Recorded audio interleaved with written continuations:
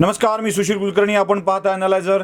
महाराष्ट्रामध्ये शिवसेनेनं राष्ट्रवादी आणि काँग्रेस सोबत जाऊन सरकार बनविल्यानंतर बाबरी मस्जिद कोण पाडली यावर खल सुरू आहे. राम मंदिराचं निर्माण शिवसैनिकांनी बाबरी पाडलीच नसती तर झालं नसतं असाही दावा शिवसेनेच्याकडून करण्यात येतो आहे. सगळ्यात पहिल्यांदा मी स्पष्ट करतो, आम्ही त्याला बाबरी मस्जिद समजत नाही. तो होता फक्त एक वादग्रस्त ढाचा जिथे रामजन्मभूमीवर परकीय आक्रमकांनी बांधलेली एक वास्तू, त्या पलीकडे त्याचं कोणतंही महत्त्व नव्हतं. हा ढाचा पडला त्यावेळेला काय घडलं होतं? ज्या वेळेला ढाचा पडला त्यावेळेला एका पत्रकारांनी बाळासाहेबांना फोन करून याबाबतची माहिती सांगितली आणि त्या माहितीनंतर बाळासाहेबांनी थोड्या वेळाने आपली प्रतिक्रिया दिली. प्रश्न असा होता की बाबरी मस्जिद पाडण्यामध्ये शिवसैनिकांचा हात आहे का? उत्तर होतं, एकही शिवसैनिक त्यात असेल तर मला अभिमानच वाटेल. बाळासाहेबांनी ह्या ढाचा पडल्याचं नाकारलं नाही अथवा ते चुकीचं घडलं असंही म्हटलं नाही. शिवसैनिक असतील तर त्याचा मला अभिमान आहे असंच सांगितलं होतं. जसा प्रश्न होता तसं उत्तर होतं आणि याच उत्तराला शिवसैनिकांनी बाबरी ढाचा पाडला असंच सांगितल्या गेलं. काळ होता 1992चा, ज्या काळात फेसबुक, व्हॉट्सअप अशी कोणतीही समाज माध्यमं अस्तित्वात नव्हती. जी कोणती माध्यमं होती ती फक्त सरकारद्वारा अथवा काँग्रेसद्वारा पुरस्कृत अशा स्वरूपाचीच माध्यमे होती. लक्षात असू द्या, त्या काळात हिंदुत्ववाद्यांचंही असं कोणतं मोठं माध्यम काम करत नव्हतं. म्हणजे महाराष्ट्रात तरुण भारत सारखं वर्तमानपत्र, विवेक, पांचजन्य यासारखी छोटी छोटी माध्यमं ही संघविचारासाठी काम करत होती. अन्य सगळी माध्यमं ही डाव्यांच्या, समाजवाद्यांच्या अथवा काँग्रेसजनांच्या हाती होती. बाळासाहेबांच्या या वाक्याला पुढे खूप मोठी प्रसिद्धी दिली गेली आणि शिवसैनिकच या पाडण्यात होते अशा स्वरूपाची वातावरण निर्मिती करण्याचा प्रयत्न झाला. या वातावरण निर्मितीचं एक महत्त्वाचं कारण असं होतं की भारतीय जनता पार्टी ज्वलंत हिंदुत्वाचा मुद्दा समोर घेऊन येत होती.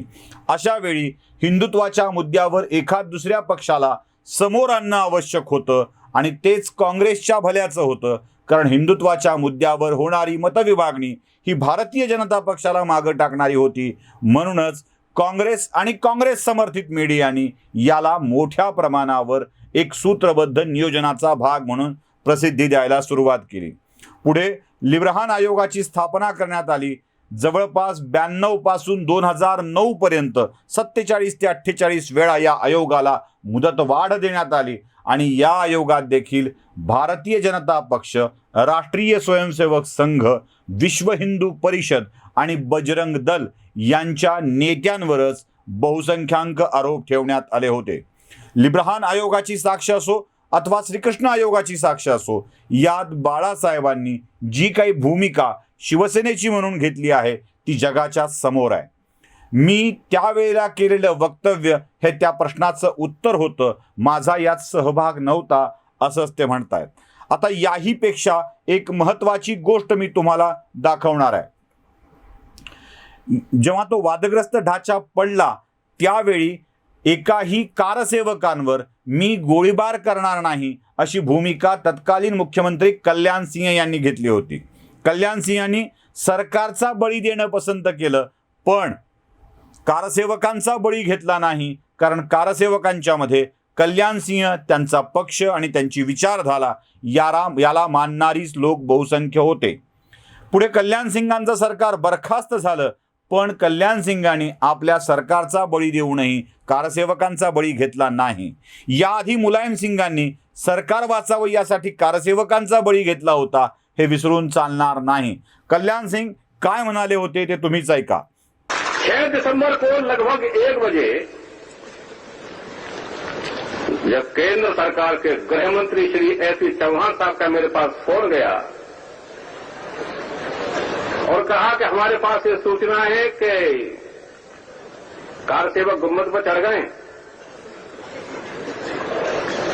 आपके पास क्या सूचना है?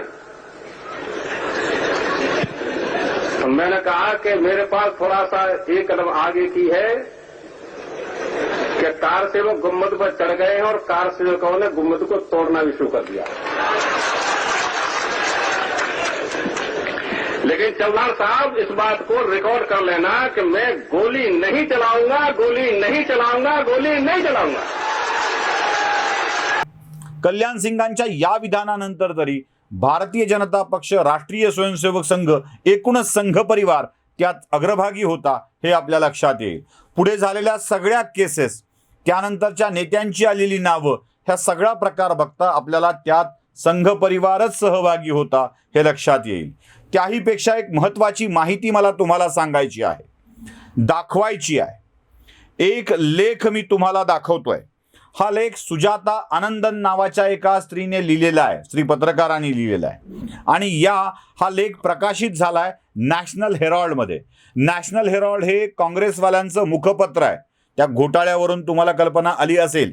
या नॅशनल हेराल्डमध्ये 2018 साली साधारणतः 25 नोव्हेंबर एंडला एक लेख प्रकाशित झाला आहे. आणि ज्या लेखात शिवसैनिक बाबरी पतनाच्या वेळेला कुठे होते हे खुलासेवार आणि तपशीलवार सांगितलं आहे. सगळेच शिवसैनिक होते नव्हते असंही नाही आहे.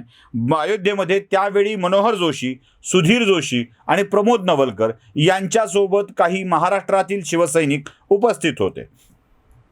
त्या रिपोर्टमध्ये, नॅशनल हेराल्डच्या रिपोर्टमध्ये स्पष्टपणे लिहिलं आहे, म्हणजे तुमच्या लक्षात येईल की भारतीय जनता पक्ष, बजरंग दल, विश्व हिंदू परिषद आणि राष्ट्रीय स्वयंसेवक संघ यांच्या हजारो कार्यकर्त्यांनी निवासाची व्यवस्था अगोदरच घेतलेली होती ताब्यात.